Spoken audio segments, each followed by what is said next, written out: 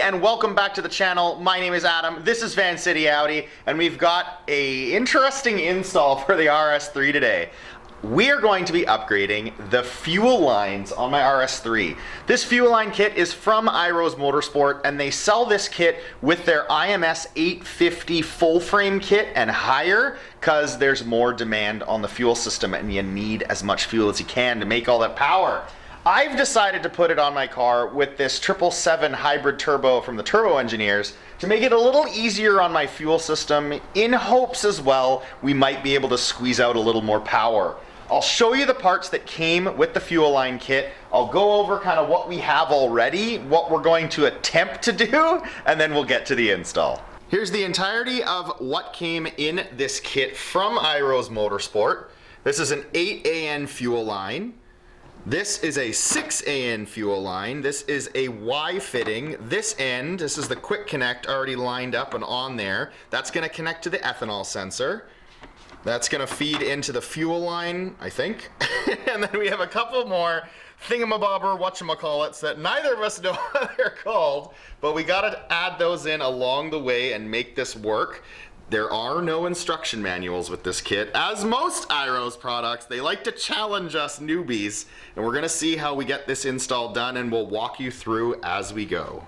So here we are under the hood of my RS3. This is the 5/16 OEM fuel line, and it runs into my ethanol sensor right there that we had problems with the fittings last year. As you guys might know if you pay attention to the channel, we have new quick connects on that line though. And then they run under here, go into the fuel line, and one tees off into the high pressure fuel pump. That is going to be part of the lines that we are replacing and upgrading, and the other ones are going to be underneath the car. The first thing Kyle has to do is remove the plastic cover underneath the car on the passenger side of the vehicle. Once he has that off, you can see the actual metal tunnel where the fuel lines sit. They run all the way from the back there at the fuel tank all the way to the front to the engine bay. He then unplugs the fuel line that is connected to that tunnel up to the actual low pressure fuel pump. He unclips the line, and he originally thought he was going to be able to pull it out from underneath, but he had to move it around and managed to take it out from the top instead. This is pretty astonishing that something this small can get enough fuel to this motor to make 744 wheel horsepower. That is pretty incredible. Once we had the OEM line removed, we had to feed the 8AN line through from the top down. Kyle was underneath the car pulling the line through while I was feeding it up from above.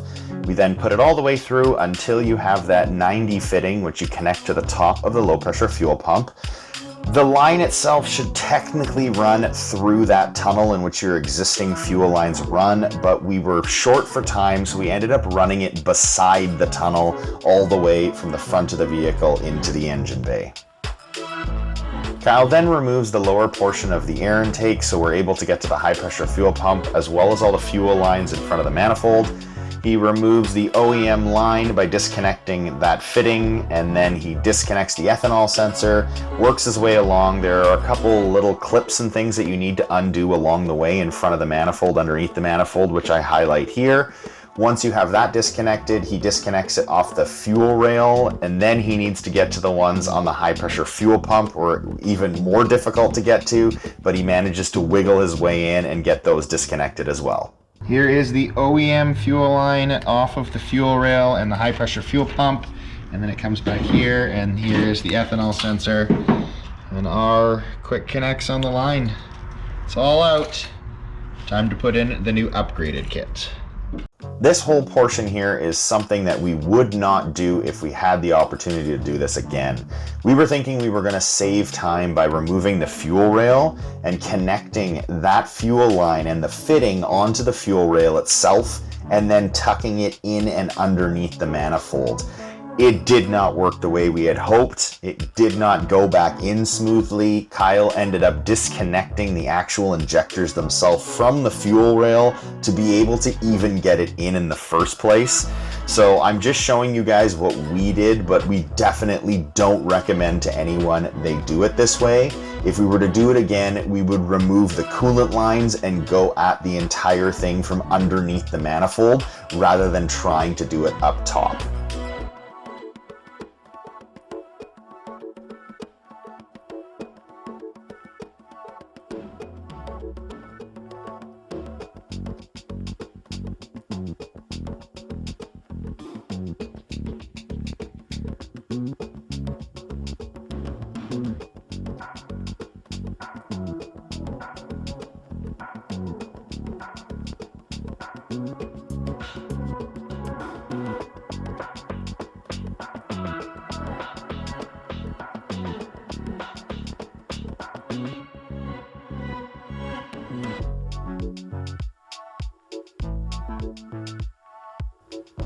Once Kyle had everything put back together up top, it was time to get to the high pressure fuel pump below. This was a royal pain in the ass. He had a lot of trouble getting this fitting onto the high pressure fuel pump in the first place, but once he managed, it was good and we were happy with it. I show you here what the lines look like at that stage. You can see the line coming up from underneath, the 90 in the 8AN line, one line coming off of the high pressure fuel pump, one coming off the fuel rail.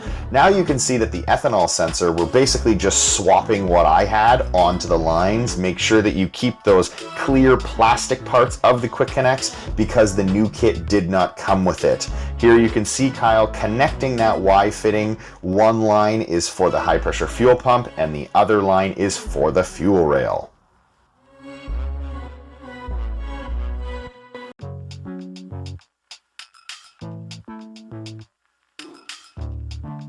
Once he had all the fittings tightened, he needed to reroute where the ethanol sensor line ran. We used to have it on the outside of the engine bay, but because we only had a limited amount of cable, we needed to make it more direct. So he went straight to the ethanol sensor and made it work with the length that we had.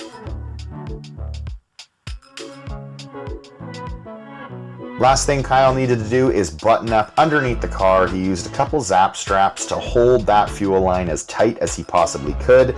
Again, I'll remind you guys, that line should be run inside the tunnel, but because we were so short on time, we ran it beside the tunnel.